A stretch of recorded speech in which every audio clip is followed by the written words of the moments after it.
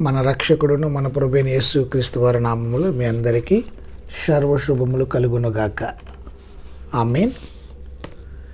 ఇక్కడ ముఖ్యమైన ఉపదేశాన్ని క్లుప్తంగా వివరిస్తున్నాడు. యెహోవా యందు భయభక్తులు కలిగి ఉండుట సమస్త జ్ఞానమునకు, తెలివికి, నీతికి మూలం అంటున్నాడు. పరిశుద్ధుడైన దేవుని గూర్చి వ్యక్తిగతంగా తెలియకపోతే నిజమైన జ్ఞానం ఒక అవగాహన ఉండదు. జ్ఞానం గల వారి జీవితాలు దీర్ఘాయువుని కలిగి ఉంటాయి.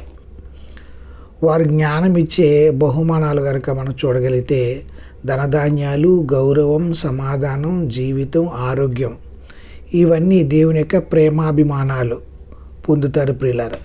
అందుకే ఇక లేఖనం అంటుంది, నా వలన నీకు దీర్ఘాయువు కలుగును, నీవు జీవించు సంవత్సరములు అధికమవుతాయి అంటున్నాడు. ఎవరైతే దేవుని యందు భయభక్తులు కలిగి ఉంటారో, ఆయనను వ్యక్తిగతంగా తెలుసుకుంటారో వారు ఈ విధంగా దీవించబడతాడు. దేవుడు మిమ్మల్ని, మీ కుటుంబాలను దీవించునుగాక.